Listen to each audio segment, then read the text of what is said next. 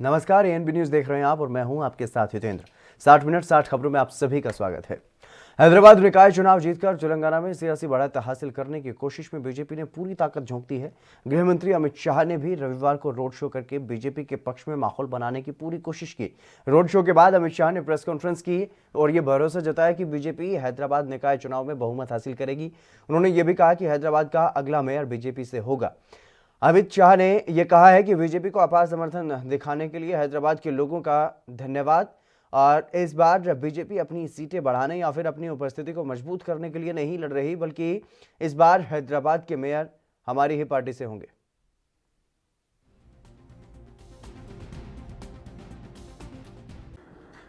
मैं हैदराबाद शहर की जनता का हृदय से धन्यवाद करना चाहता हूं, क्योंकि आज जिस प्रकार का स्वागत हैदराबाद के रोड पर मैंने देखा है, शायद ही मैंने तेलंगाना में, हैदराबाद में, अन्य हिस्सों में भी इस प्रकार का स्वागत देखा है। जिस गर्मजोशी के साथ हैदराबाद की जनता ने भारतीय जनता पार्टी के नेताओं का स्वागत किया है और अपना समर्थन इस चुनाव में मोदी जी के नेतृत्व पर, हमारे प्रदेश नेतृत्व पर और भारतीय जनता पार्टी के लिए जताया है, इसलिए मैं हैदराबाद की जनता का हृदय से धन्यवाद करना चाहता हूं। पूरे रोड पर जहां पर भी गए, 1 इंच भी जगह खाली नहीं दिखाई पड़ती थी और मुझे भरोसा है रोड शो को देखकर कि इस बार भारतीय जनता पार्टी सीट बढ़ाने के लिए, संगठन बढ़ाने के लिए नहीं लड़ रही है। इस बार चुनाव के बाद हैदराबाद में मेयर भारतीय जनता पार्टी का होगा। ये हैदराबाद की जनता। सिंधु बॉर्डर पर किसानों ने प्रदर्शन तेज करने का आह्वान किया है। किसानों ने यह कहा है कि 1 दिसंबर से राज्यों में भी प्रदर्शन शुरू होगा। अखिल भारतीय किसान संघर्ष समन्वय समिति ने यह कहा है कि पंजाब और हरियाणा के किसान भारी संख्या में गोलबंद होकर के पहुंच रहे हैं और यूपी और उत्तराखंड के किसान भी दिल्ली आ रहे हैं। किसान संगठनों ने अपील की है कि किसानों के सभी पक्षधर, कॉरपोरेट विरोधी ताकतें हमारा समर्थन करें और किसान संगठनों का यह भी कहना है कि अखिल भारतीय गोलबंदी तेज की जाएगी और 1 दिसंबर से राज्यों में भी विरोध प्रदर्शन आयोजित किए जाएंगे।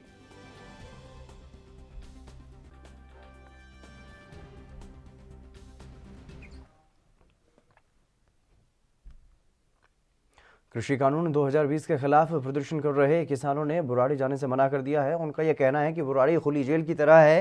किसान संगठन बीकेयू क्रांतिकारी के प्रदेश अध्यक्ष सुरजीत सिंह फूल ने यह कहा है कि बातचीत के लिए रखी गई शर्त किसानों का अपमान है। हम बुराड़ी कभी नहीं जाएंगे। बुराड़ी ओपन पार्क नहीं बल्कि एक जेल है, एक ओपन जेल की तरह है। बता दें कि गृह मंत्री अमित शाह ने किसान संगठनों से 3 दिसंबर से पहले बातचीत का प्रस्ताव भी रखा था।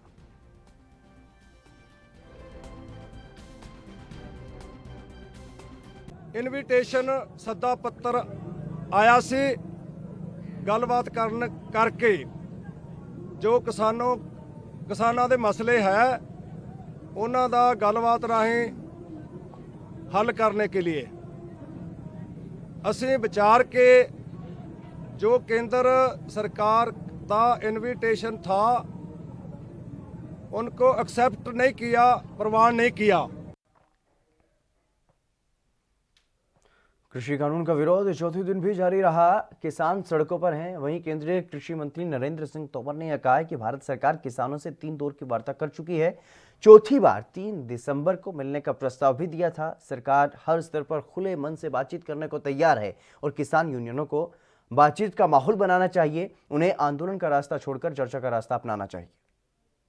देखिए, भारत सरकार किसानों से, किसान यूनियन से उनकी समस्याओं को लेकर लगातार 3 दौर की वार्ता कर चुकी है।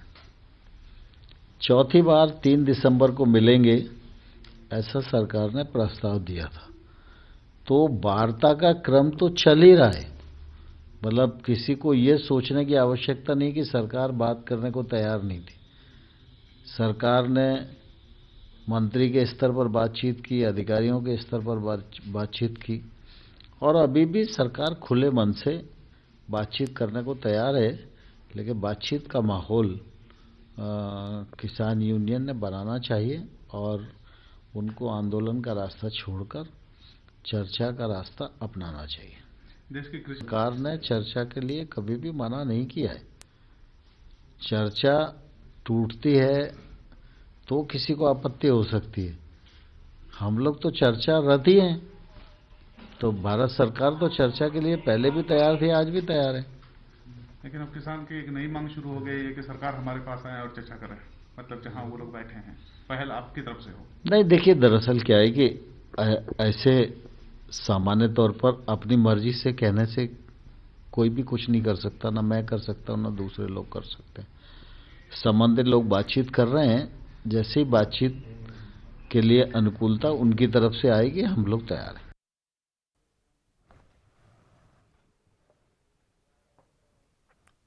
किसानों के प्रदर्शन पर नरेंद्र तोमर ने यह बयान दिया है कि किसानों को पहले माहौल तैयार करना चाहिए, उसके बाद ही किसानों से बातचीत हो पाएगी, किसानों की समस्या पर बातचीत हो पाएगी। और साथ ही साथ उन्होंने ये भी कहा है कि सरकार ने कभी भी जो चर्चा है उसको रोका नहीं है, चर्चा जारी है। चर्चा के लिए एक बार फिर से किसानों को निमंत्रण भेजा गया है बातचीत करने के लिए।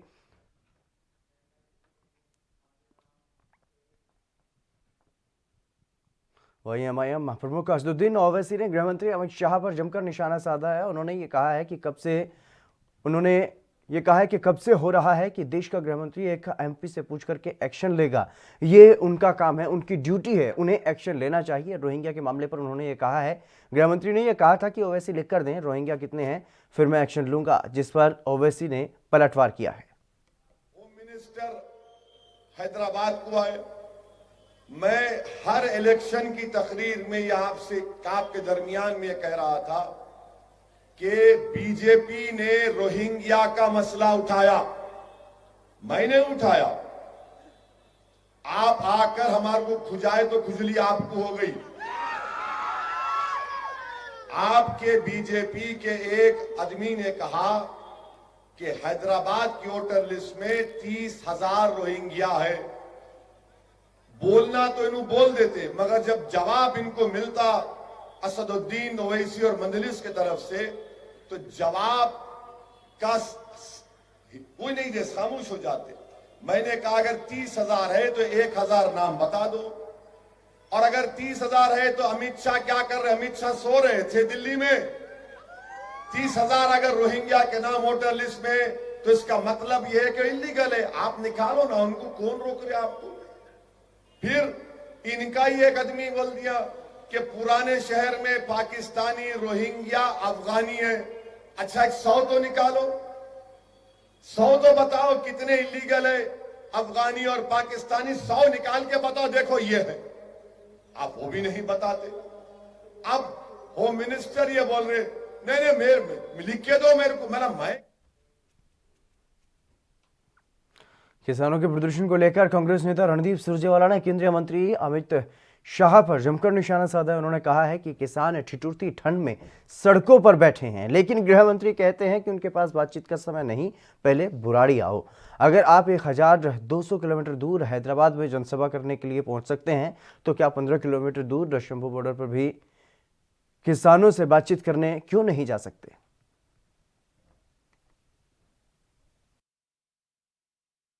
संबोधित करने के लिए जा सकते हैं, तो 15 किलोमीटर दूर शंभू बॉर्डर पर किसानों से बातचीत के लिए क्यों नहीं?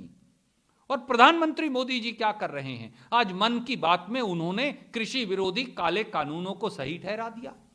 एक तरफ बातचीत का स्वांग कर रहे हैं और एक तरफ आप काले कानूनों को सही ठहरा रहे हैं। यह कौन सा विरोधाभास और षड्यंत्र है? और 3 दिसंबर क्या किसी ज्योतिषी से निकलवाई है और अमित शाह जी ने? आज बात क्यों नहीं हो सकती? देश के प्रधानमंत्री और देश के गृह मंत्री शंभू बॉर्डर पर जाकर बातचीत क्यों नहीं कर सकते? देश के कृषि मंत्री शंभू बॉर्डर पर जाकर बातचीत क्यों नहीं कर सकते? ये दर्शाता है कि मोदी सरकार 25 लाख करोड़ के खेती के उपज के कारोबार को किसान के पेट पर लात मारकर 5 या 6 पूंजीपति मित्रों को देना चाहते हैं, क्योंकि अब तो उनका नारा ही बन गया है किसानों का शोषण और पूंजीपतियों का पोषण। ये ईस्ट इंडिया कंपनी है, ये मोदी सरकार नहीं। जी, उसी तरीके से अमित शाह जी ने जो प्रपोजल दिया उसको ठुकरा दिया गया है, कैसे देखते हैं? क्या करे किसान? प्रधानमंत्री आज भी ये कह रहे हैं कि खेती विरोधी काले कानून सही हैं। अमित शाह जी कहते हैं कि बातचीत 3 दिसंबर को होगी, वो भी बुराड़ी आओगे तब होगी। क्यों? ये शर्तें क्यों लगा रहे हैं? 12,000 आपने किसानों पर एफआईआर दर्ज कर ली। हरियाणा के मुख्यमंत्री किसानों को आतंकी बता रहे हैं, कोई उन्हें राजनीति से प्रेरित बता रहा है। ये देश के अन्नदाता हैं मोदी जी, अमित शाह जी, जो देश का पेट पालते हैं। इनके पेट पर लात मारोगे तो सत्ता की कुर्सी से हटा दिए जाओगे। आपके तख्त को पलटने का समय आ गया है। ये देश के वहीं किसानों के प्रदर्शन पर दिल्ली के स्वास्थ्य मंत्री सत्येंद्र जैन ने यह कहा है कि केंद्र सरकार को किसानों के साथ बिना शर्त बात करनी चाहिए। बता दें कि गृह मंत्री अमित शाह ने यह कहा है कि अगर किसान बुराड़ी में प्रदर्शन करते हैं तो उनके साथ सरकार तुरंत बात करने को तैयार है। इस पर सत्येंद्र जैन ने कहा है कि देश के किसान हमारे अन्नदाता हैं, उनसे तुरंत बातचीत करनी चाहिए और जहां वो चाहें उन्हें बैठने देना चाहिए। दिल्ली में किसानों के परेशानी पर सत्येंद्र जैन ने यह कहा है कि हमें किसानों की परेशानी भी देखनी चाहिए। वो अपने घर से कई सौ किलोमीटर दूर से आए हैं और उनकी परेशानी को देखिए, उनकी कितनी परेशानी है। कोई खुशी से नहीं आया। लोकतंत्र है तो उनको शांतिपूर्ण तरीके से अपनी आवाज रखने का पूरा अधिकार होता है और वो जहां चाहें अपने अधिकारों का प्रयोग कर सकते हैं।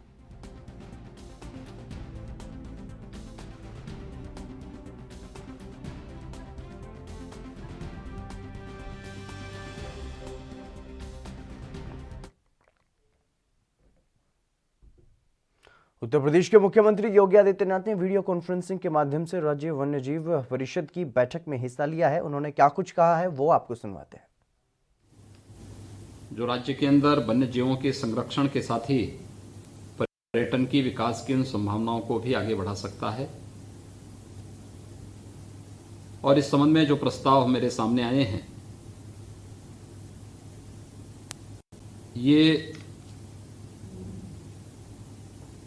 प्रस्ताव अपने आप में इस बात की ओर ध्यान आकर्षित करते हैं कि हमें से हर व्यक्ति प्रकृति के इन अनमोल रत्नों के बारे में न केवल रुचि रखता है बल्कि इनके संरक्षण के बारे में पूरी प्रतिबद्धता के साथ कार्य करने के लिए संकल्पित है।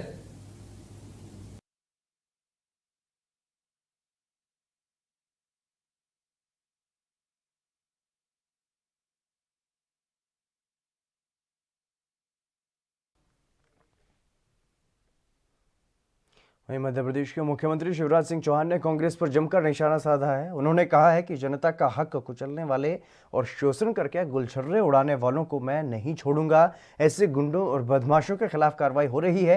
मेरा साफ कहना है कि या तो वो सुधर जाएं या फिर मध्य प्रदेश को छोड़ दें।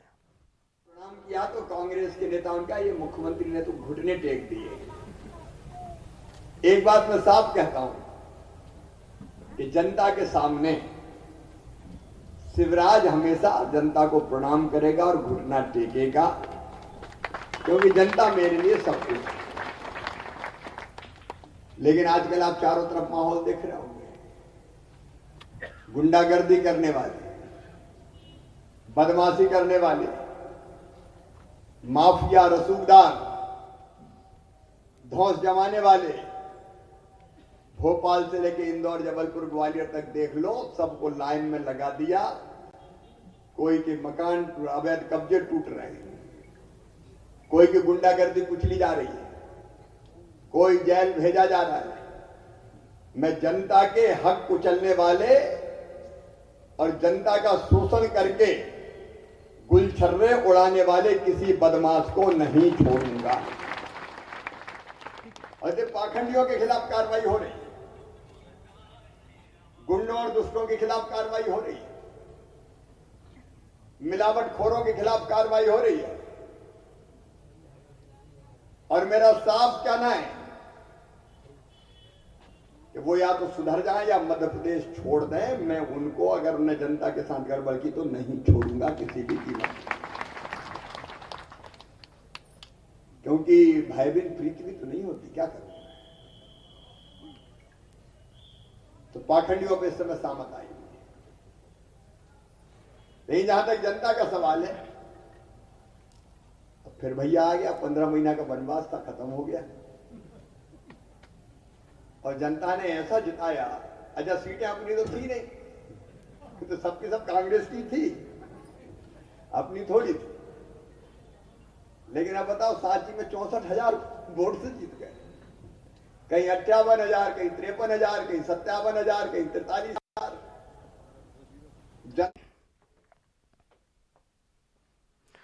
बिहार के डिप्टी सीएम तारकिशोर प्रसाद ने राज्य में कानून व्यवस्था को लेकर के तेजस्वी यादव के ट्वीट पर यह कहा है कि पिछले चुनाव में एक भी हिंसा की घटना नहीं हुई।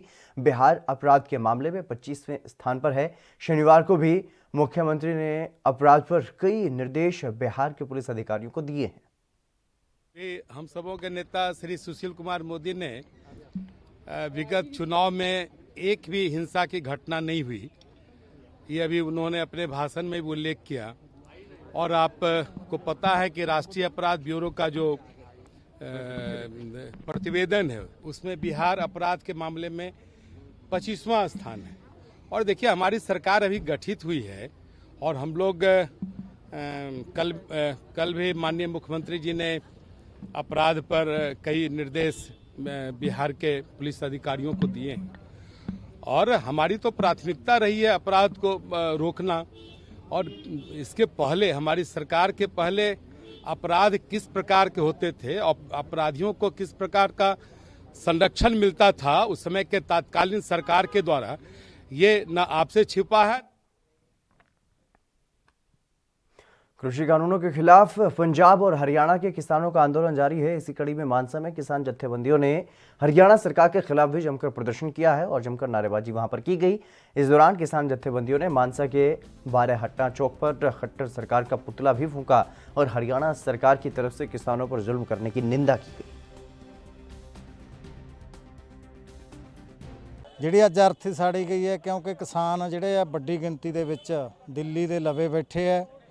ਕੇਂਦਰ ਸਰਕਾਰ ਦਿੱਲੀ ਦੇ ਵਿੱਚ ਐਂਟਰ ਨਹੀਂ ਹੋਰ ਦੇਣ ਦਿੰਦੀ, ਨਾ ਹੀ ਮੰਨ ਲਓ ਉਹ ਕਿਸਾਨਾਂ ਨਾਲ ਗੱਲਬਾਤ ਕਰ ਰਹੀ ਹੈ ਤੇ ਹਰਿਆਣਾ ਸਰਕਾਰ ਨੇ ਵੱਡੀ ਪੱਧਰ ਤੇ ਕਿਸਾਨਾਂ ਦੇ ਉੱਪਰ ਜੋ ਸ਼ਾਂਤਮਈ ਤਰੀਕੇ ਦੇ ਨਾਲ ਜਾ ਰਹੇ ਹੈ, ਜਾਣ ਕੇ ਉਹਨਾਂ ਨੇ ਮੰਨ ਲਓ ਰੋਕਣ ਦੀ ਕੋਸ਼ਿਸ਼ ਕੀਤੀ ਹੈ, ਕੋਈ ਨੁਕਸਾਨ ਨਹੀਂ ਕਰਿਆ।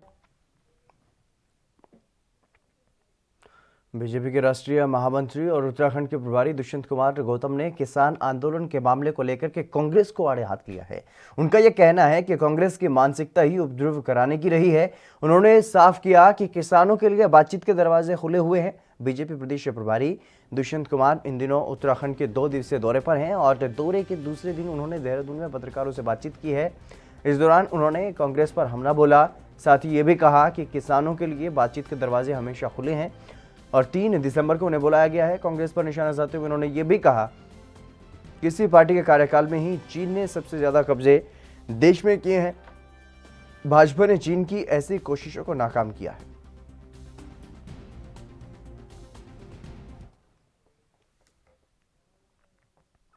हिमाचल प्रदेश में कोरोना संक्रमण के मामले लगातार बढ़ रहे हैं और इसकी रोकथाम के लिए सरकार ने रात्रि कर्फ्यू 9 बजे से सुबह 6 बजे तक शुरू कर दिया है। बावजूद इसके कोरोना का आंकड़ा थमने का नाम नहीं ले रहे हैं। इसी कड़ी में कुल्लू की उपायुक्त डॉक्टर ऋचा वर्मा ने मीडिया से बातचीत करते हुए ये बताया है कि जिले में अभी तक कुल 26,030 लोगों के सैंपल लिए गए हैं, जिनमें से 3,521 पॉजिटिव पाए गए हैं और जिले में अभी तक 65 लोगों ने कोरोना के कारण जान गंवाई है। उन्होंने ये भी कहा है कि सरकार के दिशा निर्देशों का पालन करते हुए कोरोना के मरीजों को होम आइसोलेशन और गंभीर लक्षण वालों को कोविड केयर सेंटरों में रखा जा रहा है।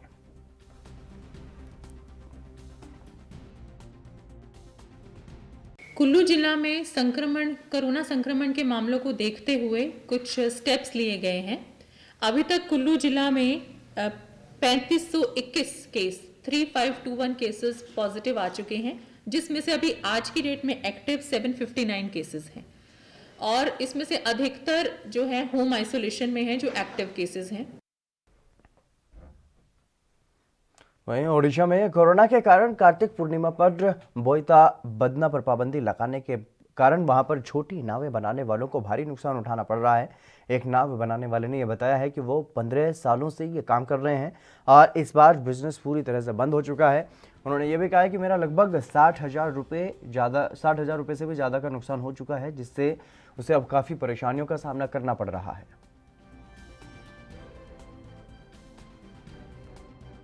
सर आप क्या करते हैं? नाव बनाते हैं। सर कब से आप नाव बना रहे हैं? बहुत से बनाते हैं, वो 10-15 साल हो गया हम बनाते हैं। सर जिस तरीके से इस बार उड़ीसा सरकार ने कोरोना को ध्यान में रखकर जो प्रवाह किया जाता है, नदी पोखरी में नाव को प्रवाह किया जाता है, भाई तो बंदना कहते हैं, तो इस बार जो आप नाव बनाते हो आपका बिजनेस कैसे चलेगा? बिजनेस तो अभी तो बंद हो गया, तो सरकार बंद कर दिया महामारी के लिए, कोरोना के लिए। हम क्या करेंगे? सरकार आपका इससे कुछ नुकसान हुआ? ना, हमारा ज़्यादा नुकसान हो गया। वो तो महामारी है ना, जो कोविड है, हमारा तो नुकसान हो गया। देश हित के लिए वो मानना पड़ेगा हमको। तो आपने क्या क्या सामान पहले खरीदा? सामान हम सब कागजा और कलर और जिंक, चुमकी, आटा और पिचबोर्ड सब खरीदने के लिए हम अभी रखा है मेरे पास में। सर कितने का नुकसान हुआ होगा आपका? हमारा बहुत ज़्यादा नुकसान रहेगा, 60-70 हज़ार रुपया नुकसान हो गया। अच्छा, इस सीज़न में अगर हम पिछले साल की बात करें तो आपकी आमदनी कितनी थी, कितनी कमाई हो गई थी? कमाई तो हो गई थी ज़्यादा, उसको ठीक से नहीं है, वो ज़्यादा कमाई हुई थी। इस बार जो कोरोना की वजह से आपका बिजनेस पूरा बंद हो गया? बिजनेस पूरा बंद हो गया, हम क्या करेंगे? हर साल बिकने के लिए तो उधर में आया, लेकिन ये जो कोविड-19 जो हुआ ना, ऐसे सबको नीचे से गिर दिया। ये जो व्यापार पत्र भी कुछ नहीं हुआ, कस्टमर भी नहीं आया, सरकार भी ये जो नियम को मानने के लिए भी बोला जनसाधारण को, ऐसे जनसाधारण मानेगा तो व्यापार भी कुछ नहीं होगा। जो पहला वर्ष जो व्यापार हुआ, इस साल भी कुछ नहीं। सरकार तो मना कर दिया ना व्यापार आने के लिए, ऐसे के लिए व्यापार पूरा माना जाता है। माल पूरा स्टॉक भी है, हम भारी नुकसान भी है, क्या करें। प्रशांत कुमार। कितना नुकसान हुआ है आपका, ये बताइए, क्योंकि इस बार तो ये लोग रोक लग गया है। सरकार को कोविड-19 जो परिस्थिति बर्तमान तो सरकार निर्देश क्रम बर्तमान व्यापार पत्र कराया पड़ुची। सरकार नियम मानने जो जनसाधारण मानक पड़ुची, से जनसाधारण मैंने जिनस किणा भी आसुना। जेहेतु कोविड नियम मानने पड़ू, से सब जो जिन बंद कर जिन को लोक मैंने मानने बाध्य हो। खाप पंचायत की रविवार को जाट भवन रोहतक में बैठक हुई है, जिसमें किसान आंदोलन का समर्थन करने का निर्णय लिया गया। सोमवार से खाप पंचायत के प्रतिनिधि दिल्ली कूच करेंगे और केंद्र सरकार पर तीनों कृषि कानूनों को वापस लेने के लिए दबाव बनाया जाएगा। खाप पंचायत की बैठक की अध्यक्षता 360 पालम खाप के प्रधान रामकरण सोलंकी ने की है। बैठक में पशुधन विकास बोर्ड के चेयरमैन और चरखी दादरी के विधायक सोमवीर सांगवान भी प्रमुख तौर पर शिरकत करने के लिए पहुंचे। इसके अलावा अगर बात की जाए उत्तर प्रदेश की, तो उत्तर प्रदेश अपर सूचना मुख्य सचिव नवनीत सहगल ने यह कहा है कि अब तक कुल 218 लाख क्विंटल धान खरीदा जा चुका है, जो पिछले साल इसी अवधि में खरीदे गए धान का लगभग 1.5 गुना अधिक है। पिछले साल 3000 धान क्रय केंद्र बनाए गए थे और इस साल 4300 धान क्रय केंद्र बनाए गए। सरकार किसानों को फसल का एमएसपी दिलाने के लिए प्रतिबद्ध है, ऐसा उन्होंने कहा है। समुचित तरीके से हो तथा उन्हें न्यूनतम समर्थन मूल्य मिले, इसके लिए सरकार कृतसंकल्प है। माननीय मुख्यमंत्री जी ने सभी जिलाधिकारियों को निर्देशित किया हुआ है कि वह स्वयं अथवा अपने अधीनस्थ अधिकारियों के माध्यम से सभी धान क्रय केंद्रों का समय समय पर निरीक्षण करते रहें और ये सुनिश्चित कराएं अपने अपने जनपद में कि किसानों का धान समय पे क्रय हो, उनको उनका धान का न्यूनतम समर्थन मूल्य मिले, वो समय से उनके खाते में धनराशि हस्तांतरित कर दी जाए। इसी के अभियान के क्रम में अभी तक 218 लाख क्विंटल धान की खरीद आज कल तक हो चुकी है। ये संख्या पिछले वर्ष जो है खरीदे गए धान से लगभग 1.5 गुना है। इस वर्ष विशेष सरकार द्वारा अभियान चलाया जा रहा है, उसके अंतर्गत जहां पिछले वर्ष केवल 3000 धान क्रय केंद्र खोले गए थे, इस वर्ष 4300 धान के क्रय केंद्र और खोले गए हैं। इसके साथ साथ जिलाधिकारियोयों को और खाद्य विभाग को निर्देशित किया गया है कि यदि कहीं पर किसी किसान को क्रय केंद्र की समस्या है किसानों को, तो वहां पर नया क्रय केंद्र भी खोला जा सकता है, ताकि किसानों को अपना धान बेचने में किसी प्रकार की कोई समस्या ना आए। सरकार न्यूनतम समर्थन मूल्य सभी किसानों को उपलब्ध कराने के लिए कृत संकल्प है। जो भी किसान अपना धान बेचना चाहें, सरकार के धान क्रय केंद्र पर अपना धान लेकर आएंगे, उनका धान खरीदा जाएगा और उन्हें न्यूनतम समर्थन मूल्य उपलब्ध कराया जाएगा। इसके साथ साथ मक्का का भी खरीद का कार्यक्रम चल रहा है। अभी तक 2,45,000 क्विंटल मक्का खरीदा जा चुका है। और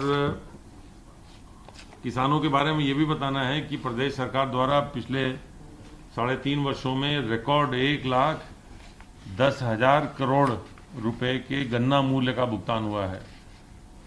119 चीनी मिलें चल रही हैं और 2 अभी अंडर कंस्ट्रक्शन है। 121 चीनी मिलें हो जाएंगी, जो कि रिकॉर्ड है।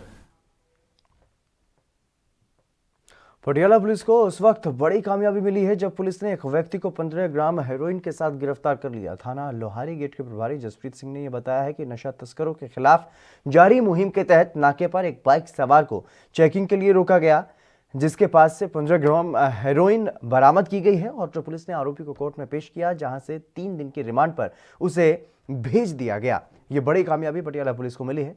और वहीं यूपी में सीएम योगी आदित्यनाथ ने प्रदेश के जनपदों में महिला जिला पंचायत अध्यक्ष होने पर भी खुशी जाहिर करते हुए यह कहा है कि प्रधानमंत्री ग्राम सड़क योजना श्रद्धेय अटल बिहारी वाजपेयी द्वारा प्रारंभ की गई। आजादी के 5 दशक तक ग्रामीण व्यवस्था विकास के सशक्त माध्यम अच्छी सड़कों से वंचित थी। ये बात मुख्यमंत्री योगी आदित्यनाथ ने कही है। उन्होंने कहा है कि प्रधानमंत्री ग्राम सड़क योजना के माध्यम से 500 आबादी के सभी मजरे और टोले सड़क मार्ग से जुड़ चुके हैं।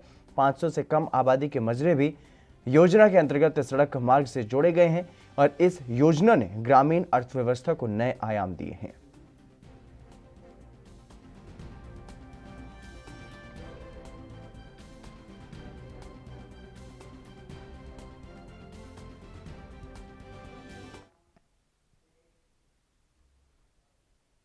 चलिए फिलहाल रुकेंगे एक छोटे से ब्रेक के लिए, जल्द हाजिर होंगे।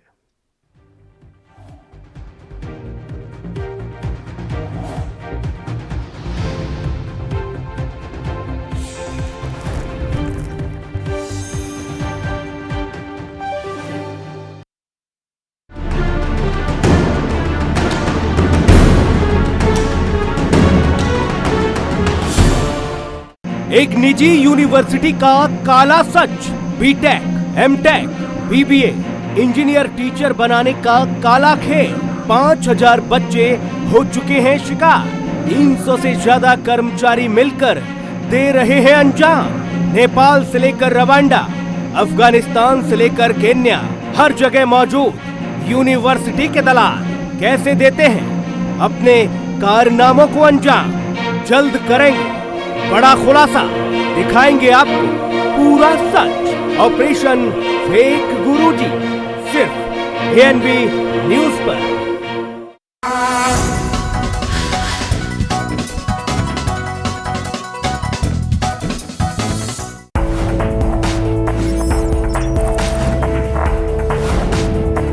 कम ब्रेक और ज्यादा खबरों के साथ देखिए ANB news in channel number पर। सबसे अलग अंदाज, हम बनेंगे आपकी आवाज। सवालों की धार, खबरों की बौछार, सिर्फ मेरे साथ एएनबी न्यूज पर।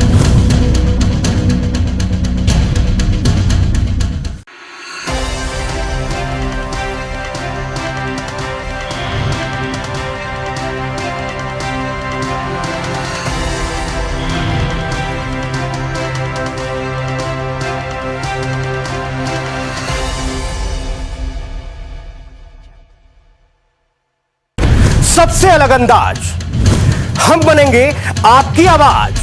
सवालों की धार, खबरों की बौछार, सिर्फ मेरे साथ एएनबी न्यूज पर।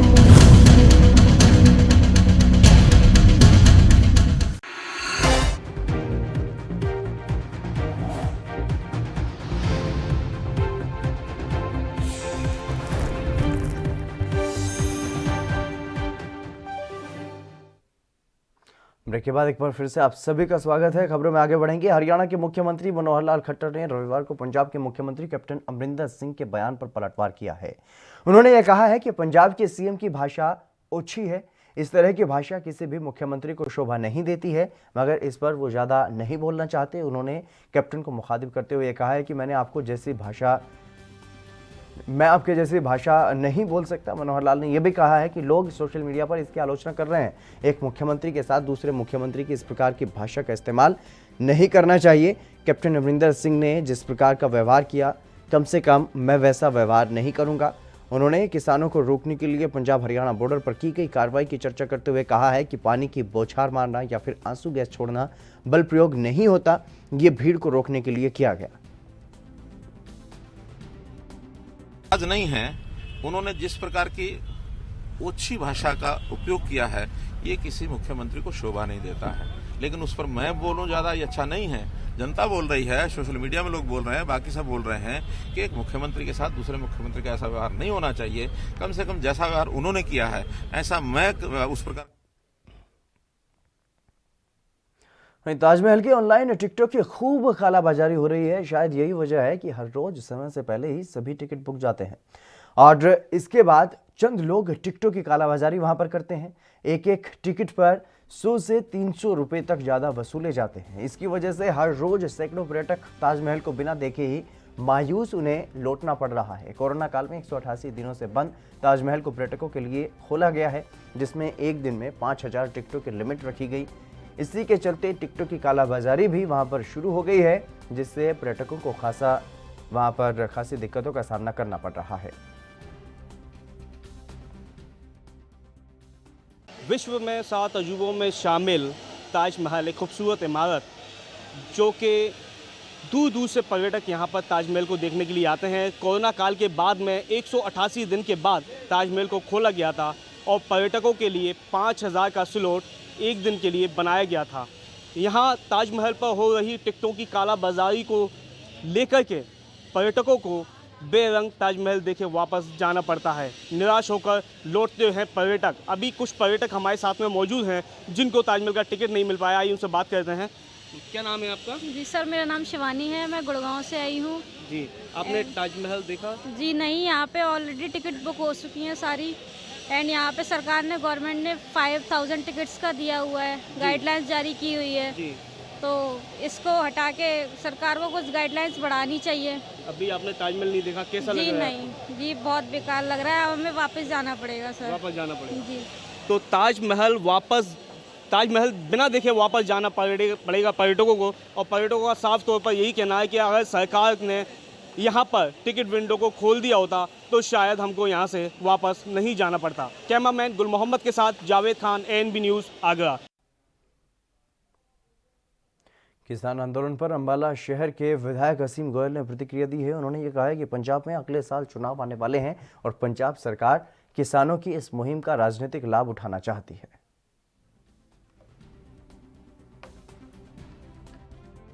किसान भाइयों की जो भी बातचीत है उसके लिए आदरणीय प्रधानमंत्री, आदरणीय गृह मंत्री जी ने बार बार निवेदन किया किसान साथियों से कि हम बातचीत करने को तैयार हैं। लेकिन कैप्टन अमरिंदर सिंह, क्योंकि चुनाव अगले वर्ष आने वाले हैं, अपनी इस किसान साथियों की इस मुहिम का राजनीतिक जो है फ़ायदा उठाना चाहते हैं। किसान साथी जो धरती के सीने में से मेहनत करके बीज डालकर अन्न पैदा करता है, वो सारी चीज़ें समझता है कि कौन आज अपनी राजनीति को चमकाने के लिए एक उनके हक में बयान दे रहा है और कौन सी सरकार उनका फ़ायदा चाहती है। कैप्टन अमरिंदर सिंह की जो असलियत है वो सबके सामने आ चुकी है। तो कोई ऐसी बात नहीं, उन्होंने कहा कि मैं फ़ोन नहीं उठाऊंगा, तो ये केवल और केवल उनकी जो है राजनीतिक अदूरदर्शिता, और मैं सीधा कहूँगा कि यह राजनीतिक लाभ लेने की केवल एक यूपी में कांग्रेस प्रदेश अध्यक्ष अजय कुमार लल्लू ने संगठन को मजबूत करने के लिए कमर कस ली है। न्याय पंचायत सृजन कार्यक्रम के लिए एटा जिले के अलीगंज पहुंचे लल्लू ने सरकार पर जमकर निशाना साधा है और बीजेपी सरकार को किसान और युवा विरोधी बताया है। इसके साथ ही उन्होंने कहा है कि बलरामपुर में जो पत्रकार की हत्या हुई है उसको लेकर के उन्होंने सरकार और कानून व्यवस्था पर सवाल उठाए हैं। हालांकि लव जिहाद कानून को लेकर के उन्होंने कोई भी प्रतिक्रिया मीडिया के सवालों पर नहीं दी।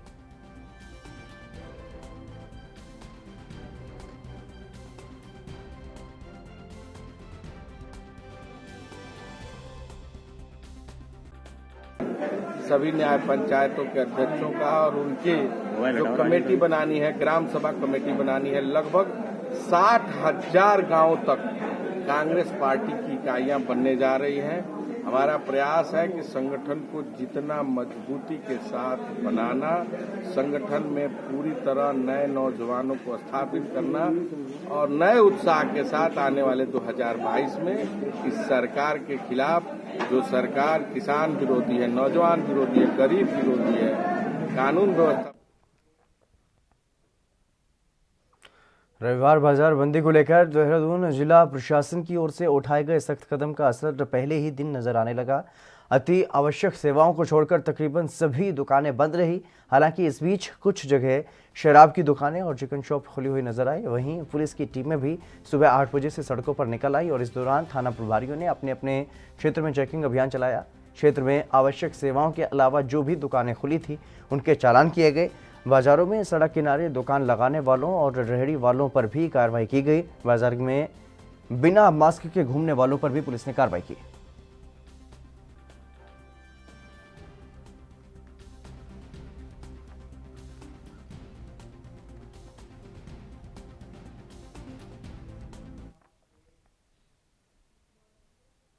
खबर हरियाणा के हिसार से है, जहां राजकीय मैदान में डिप्टी स्पीकर रणवीर गंगवा की तरफ से पिछड़ा वर्ग रैली का आयोजन किया गया, जिसमें हरियाणा के मुख्यमंत्री ने मुख्य तौर पर अतिथि के तौर पर वहां पर शिरकत की और इस दौरान कोविड-19 के मद्देनजर पूरे इंतजाम भी किए गए थे। बता दें कि हरियाणा के 90 हलकों में एलईडी के माध्यम से लोगों से वर्चुअल संवाद वहां पर देखा गया और हिसार में 11 स्थानों पर एलईडी के माध्यम से पिछड़ा वर्ग के लोगों ने रैली का प्रसारण देखा।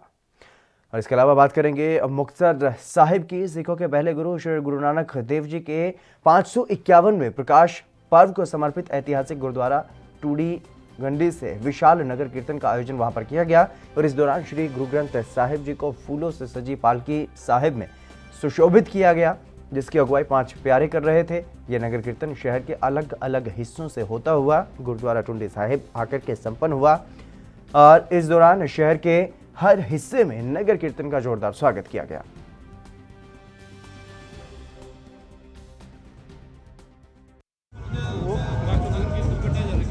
वाहिगुरू जी का खालसा वाहिगुरू जी की फतेह। सतगुरु नानक प्रगटिया मिट्टी धुंध जग चानन होया, जो कर सूरज निकलिया तारे छपे अंधेर पलोया। साहिब श्री गुरु नानक देव जी का प्रकाश गुरपुरब हर साल की तरह विश्व भर के बड़े बड़े पद्धर से मनाया जा रहा है। पिछले साल 550 साल मनाया सी कौम ने। अज 551वां साल प्रकाश दिहाड़ा श्री गुरु नानक देव जी का सारे विश्व भर के सारे वर्गों के लोग सिख भाईचारे के नाल रल के मना रहे हैं। अज श्री दरबार साहब श्री मुक्तसर साहब वालों जो 30 तरीक का कल का प्रकाश दिहाड़ा उस दे संबंध विच जो नगर कीर्तन सवेरे तकरीबन 10:30 बजे गेट नंबर 7 तो आरंभ होया। बड़ी वड्डी गिनती दे विच सारियां सभा सोसाइटियां सारे वर्गों के लोग।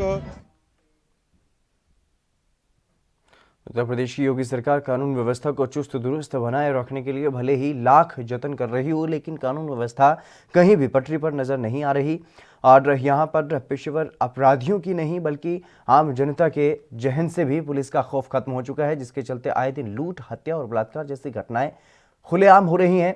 इन घटनाओं के पीछे पुलिस महकमा भी कम दोषी नहीं है, क्योंकि छोटी छोटी शिकायतें ये लोग नज़रअंदाज करते रहते हैं, जिसके परिणाम स्वरूप बड़ी घटनाएं सामने आ जाती हैं। ऐसा ही एक मामला अमेठी जनपद के बहुचर्चित थाना जामो के पर्वतपुर गांव में देखने को मिला है, जहां पर जमीन बंटवारे के विवाद को लेकर के परिवार के ही लोगों के द्वारा 55 वर्षीय अधेड़ सूर्यलाल की पीट कर हत्या कर दी गई।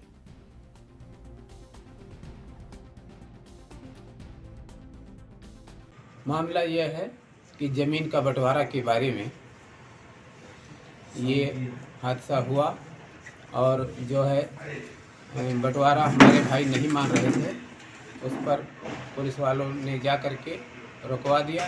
फिर बोला कि ग्राम पंचायत का इकट्ठा करके जो है 10-20 आदमी के सामने अपना फैसला कर लो। दिन भर फैसला हुआ, फैसला राजी खुशी से हुआ। उसके बाद शाम के जब हमारा भाई चौराहे पर सामान लाने गया, लौटा शाम 7-7:30 बजे, तो उसको अच्छी तरह से मारा पीटा और काफ़ी चोट होने के कारण खोपड़ी में है चाकू और कुल्हाड़ी से मारा। उसके बाद उसको ले आए, FIR करवाया और जामू में इलाज हुआ, वहाँ से रेफर हुआ फिर यहाँ अपने अमेठी। सर, पर्वतपुर में पीट कर हत्या का मामला है, क्या है पूरा मामला? कल दिनांक 28/11/2020 की शाम लगभग 8 बजे जामू क्षेत्र के पर्वतपुर ग्राम में सूर्यलाल सनाफ रामनाथ की उनके पटीदार जिनका नाम है संगम कुमार और मंगल कुमार और उनके पड़ोसी हैं ओम प्रकाश, इन लोगों के द्वारा उनको बुरी तरीके से पीट दिया गया था, जिससे उनके सर में काफ़ी ज़्यादा चोटें आई थी। इलाज के दौरान गौरीगंज CHC में उनकी मृत्यु हो गई। सूर्यलाल के भतीजे शैलेंद्र कुमार मौर्य सनाफ राधेश्याम द्वारा तहरीर दी गई थी, जिसके आधार पे IPC की धारा 323, 504, 506, 308 और 324 के तहत मुकदमा पंजीकृत किया गया था। आगे विधिक कार्रवाई की जा रही है। यूपी में तेज रफ्तार का कहर थमने का नाम नहीं ले रहा है। जहां आए दिन रफ्तार की चपेट में आने से मासूमों की मौत हो रही है, एक ऐसा ही ताजा मामला शिवराजपुरी से सामने आया है, जहां पर बेकाबू रोडवेज बस ने वैन को टक्कर मार दी। हादसे में महिला समेत 3 की मौके पर ही मौत हो गई, जबकि 1 घायल है। पुलिस ने सभी शवों को पोस्टमार्टम के लिए भेज दिया है और घायल को इलाज के लिए भेजा गया है। बताया जा रहा है कि बस कानपुर से हरदोई जा रही थी और वैन कन्नौज से कानपुर आ रही थी। मौका पाकर बस का चालक भाग निकला। सूचना पर पहुंची पुलिस ने वाहनों को किनारे करवा करके जाम खुलवाया।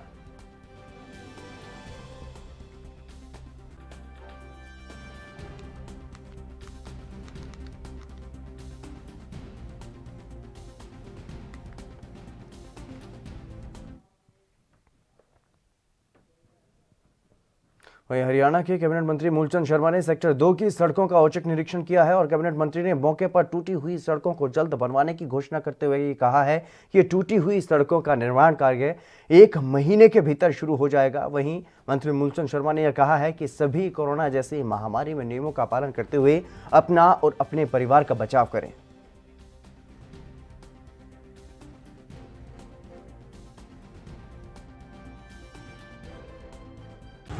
सेक्टर 2 के लोगों की बार बार शिकायत है, सड़कों की हालत ख़राब है, चलने के लायक हालत सड़क नहीं है।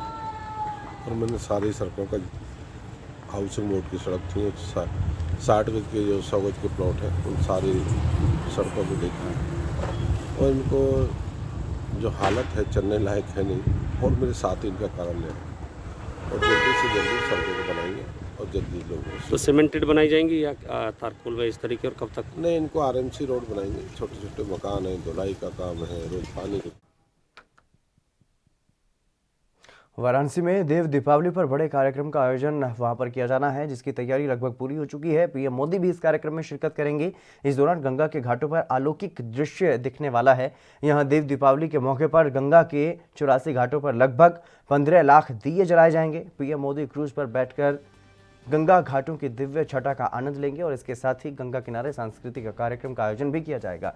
15 घाटों पर स्थानीय कलाकारों द्वारा शानदार सांस्कृतिक कार्यक्रम पेश किए जाएंगे। काशी के 15 घाटों पर पेश होने वाले कार्यक्रम में तुलसी घाट, निषाद राज घाट, महानिर्वाणी घाट और प्राचीन हनुमान घाट शामिल हैं। इन घाटों पर लोक नृत्य के कार्यक्रमों को स्थानीय कलाकारों द्वारा पेश किया जाएगा। और बता दें कि कोरोना संक्रमण के बाद PM मोदी पहली बार 9 महीने के बाद काशी पहुंचेंगे। इस दौरान प्रधानमंत्री नरेंद्र मोदी राजा तालाब इंडिया 6 लेन का उद्घाटन, देव दीपावली महोत्सव समेत कुछ अन्य कार्यक्रमों में भी शामिल होंगे। प्रधानमंत्री मोदी के साथ यूपी के CM योगी आदित्यनाथ और केंद्रीय मंत्री नितिन गडकरी भी मौजूद रहेंगे। सारनाथ पहुंचकर PM मोदी महात्मा बुद्ध के जीवन पर आधारित लाइट एंड साउंड शो को भी देखेंगे।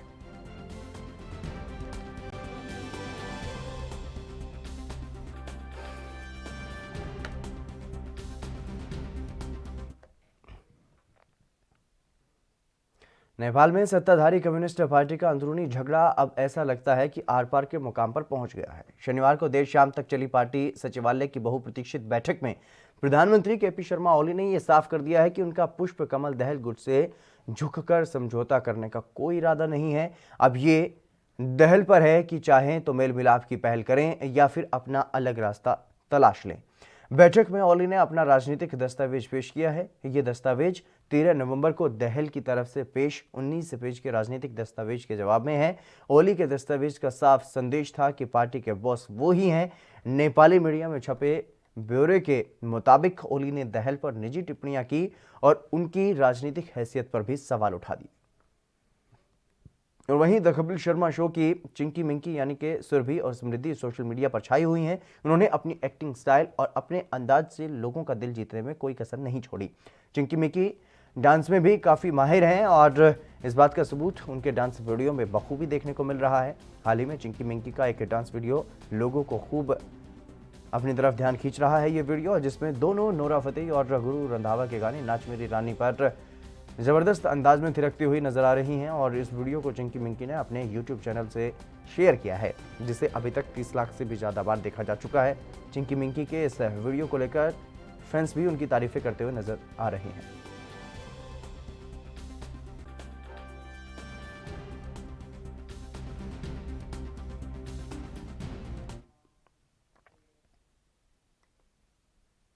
बॉलीवुड एक्ट्रेस, सिंगर और परफॉर्मर सोफा चौधरी बाकी सितारों की ही तरह सोशल मीडिया पर हमेशा से एक्टिव रही हैं। सोफा चौधरी अपनी हेल्थ और फिटनेस को लेकर के काफ़ी सचेत रहती हैं। उनके फिटनेस वीडियो आते ही वायरल भी हो जाते हैं और सोफा चौधरी इन दिनों मालदीव में हैं और वहाँ पर क्वालिटी टाइम वो बिता रही हैं। सोफा चौधरी ने मालदीव से ही एक वीडियो शेयर किया है जिसमें एक्ट्रेस बीच के किनारे मस्ती करती हुई दिखाई दे रही हैं। उनका वीडियो वायरल हो रहा है। इस वीडियो को अपने इंस्टाग्राम पर उन्होंने शेयर किया है। उनके इस वीडियो पर खूब रिएक्शन भी आ रहे हैं। सोफी चौधरी के इससे पहले कई डांस वीडियो भी वायरल हुए थे और बता दें कि सोफी चौधरी के अलावा भी कई बॉलीवुड सितारे छुट्टियों के लिए मालदीव पहुंचे थे, जिनमें रकुल प्रीत सिंह भी शामिल हैं।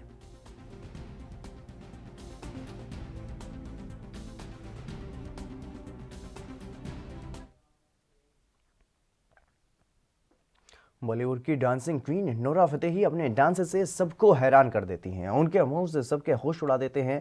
हाल ही में उनका एक और वीडियो वायरल हो रहा है। इस वीडियो में नोरा फतेही पपेटा सॉन्ग के लिए डांस की प्रैक्टिस करती हुई नजर आ रही हैं।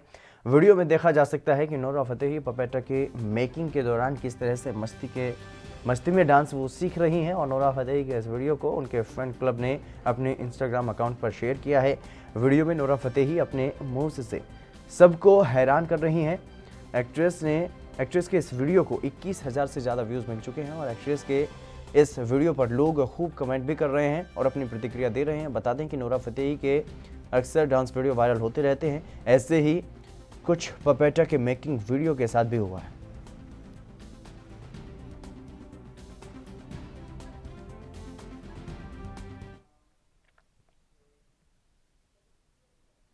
एक्ट्रेस निया शर्मा अपने बिंदास अंदाज और ग्लैमरस अवतार की वजह से हमेशा सुर्खियों में रहती हैं। निया शर्मा इन दिनों वेकेशन के फोटो और वीडियो अपने इंस्टाग्राम अकाउंट से साझा कर रही हैं।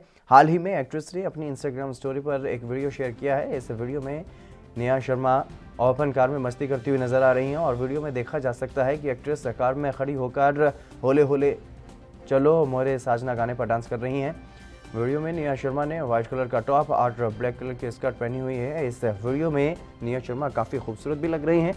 वीडियो में निया की मस्ती साफ देखी जा सकती है।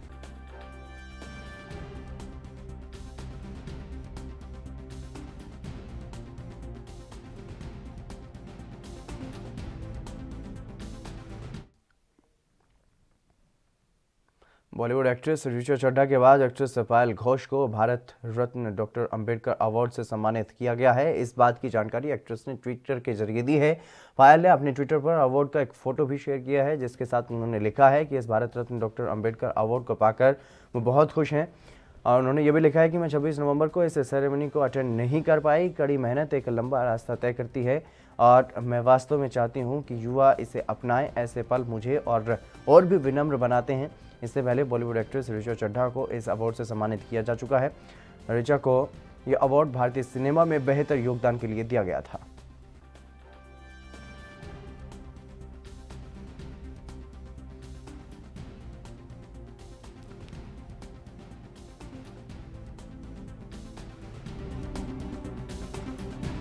ट्विटर पर फोटो शेयर करके उन्होंने खुशी जाहिर की है। जिस तरीके से ये अवार्ड उन्हें मिला, पायल घोष को भारत रत्न डॉक्टर अंबेडकर अवार्ड से नवाजा गया है और ट्विटर पर उन्होंने एक फ़ोटो इस अवार्ड की शेयर की और अपनी खुशी जाहिर की है। इसके अलावा उन्होंने साथ ही साथ ये भी कहा है कि मुझे अब और भी विनम्र इस अवार्ड ने बना दिया है और साथ ही साथ उन्होंने अपने संघर्ष को उन्होंने बताया है कि किस तरीके से संघर्ष किया है और एक लंबा सफ़र उन्होंने तय किया।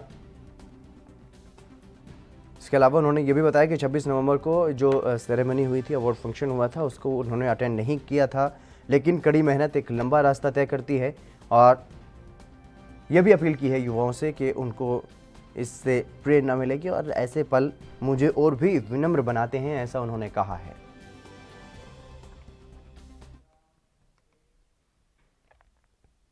अमेरिका के प्रभावशाली सांसद राजा कृष्णमूर्ति ने लद्दाख में भारतीय सीमा के पास चीन की जारी निर्माण गतिविधियों पर चिंता जाहिर की है। उन्होंने यह कहा है कि यदि ये खबरें सही हैं तो ये चीन की ओर से उकसाने वाला कदम है और ये दक्षिण चीन सागर में जारी बीजिंग की गतिविधियों जैसा ही है। अमेरिकी सदन के खुफिया मामलों की स्थायी प्रवर समिति के अब तक के पहले भारतीय अमेरिकी सदस्य राजा कृष्णमूर्ति ने यह कहा है कि यह दक्षिण चीन सागर में उसके व्यवहार की तरह है, जहां वो द्वीप बना रहा है और जहां वो तथ्यों को बदलने की कोशिश कर रहा है। उन्होंने ये भी कहा है कि चीन की निर्माण गतिविधियों की सूचना देने वाले स्रोतों में उपग्रह से ली गई तस्वीरें भी शामिल हैं।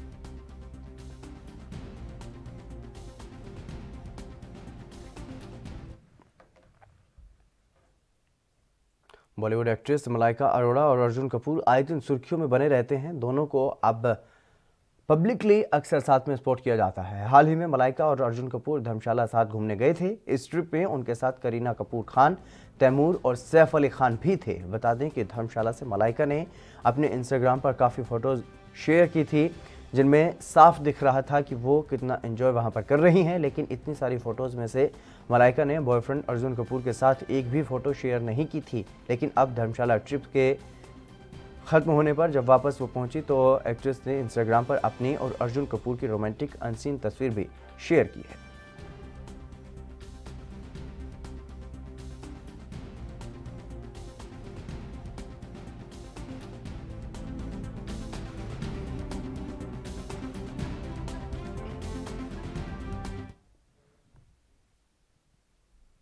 कोरोना काल में इंडस्ट्री ने न जाने कितने कलाकारों को खो दिया है। इसमें से एक नाम संगीत की दुनिया की मशहूर जोड़ी साजिद वाजिद के वाजिद का भी नाम रहा है। वाजिद खान का लंबी बीमारी के बाद 1 जून को निधन हो गया था।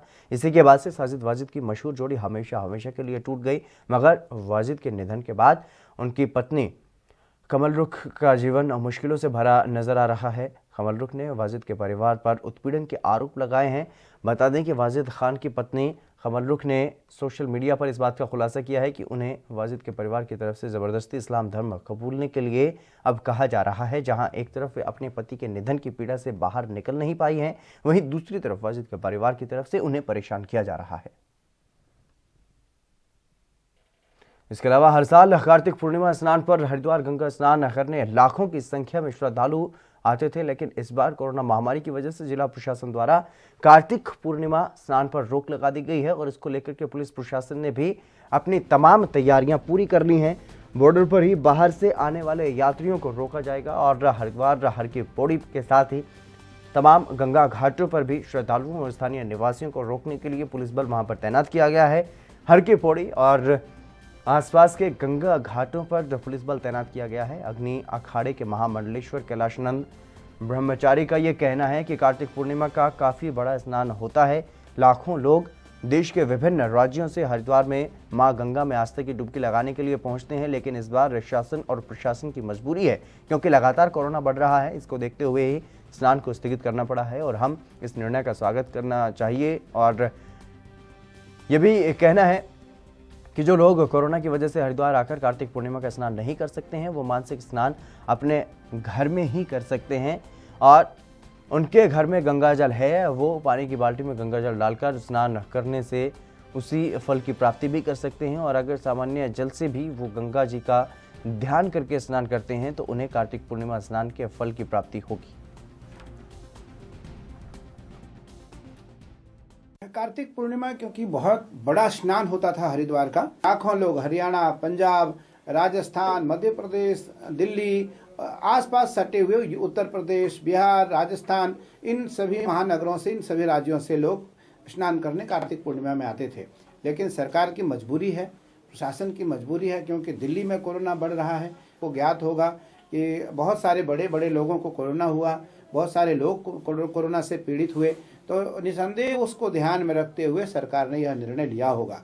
हमें निर्णय का स्वागत करना चाहिए, क्योंकि कोरोना काल किसी को भी कोरोना हो सकता है। कोरोना एक ऐसी बीमारी है जो छुआछूत की बीमारी है, और उस बीमारी से बचने के लिए केवल दूरियां जरूरी है। मैं कहता हूं कि जो लोग कोरोना काल में कार्तिक पूर्णिमा के स्नान के समय, स्नान के दिन हरिद्वार नहीं आ सकते हैं, वो मानसिक स्नान अपने घर में बैठे कर सकते हैं। और अगर उसके घर में गंगा जल है तो अपने बाल्टी में 2 बूंद गंगा जल डालें, 2 ढक्कन गंगा जल डालें, 1 गिलास गंगा जल डालें, 1 लोटा गंगा जल डालें, और गंगा स्नान का महत्व, गंगा स्नान का आनंद वो घर में बैठे ले सकते हैं। तो सामान्य जल से भी स्नान यदि वो करते हैं और गंगा जी का ध्यान करते हैं तो गंगा जी का स्नान का लाभ उन्हें प्राप्त हो। कार्तिक पूर्णिमा है और उसका जो स्नान है ये शासन की तरफ से स्थगित कर दिया गया है। उसी संदर्भ में हर की पौड़ी का जो एरिया है वहाँ पे हमने ड्यूटीज़ लगा दी है। जो भी लोग बाहर से आएंगे तो उन्हें ये बताया जाएगा कि यहाँ पे स्नान करना स्थगित किया गया है, और उसके संदर्भ में जो भी लोग बाहर से भी आ रहे हैं उनको भी बॉर्डर्स पे ये बताया जाएगा कि स्नान स्थगित हुआ है, ताकि वहाँ पे कोई भीड़ न करे। इसी के लिए हमने काफ़ी ड्यूटीज़ भी लगाई है। जितने भी घाट है हरिद्वार में उन सब पे ड्यूटी पॉइंट्स अलर्ट कर दिए गए हैं और वहाँ पे फोर्स जो है डिप्लॉय है। जिस सभी घाटों पे जो है पुलिस बल तैनात रहेगा। देखिए, ये आदेश हमें शासन से मिले हैं तो हम उसका अनुपालन करेंगे। हमने ये मैसेज पहले भी बताया गया है हमारे प्रशासन द्वारा कि स्नान ऑलरेडी स्थगित किया। चलिए, फिलहाल मेरे साथ खबरों में बस इतना ही। नमस्कार।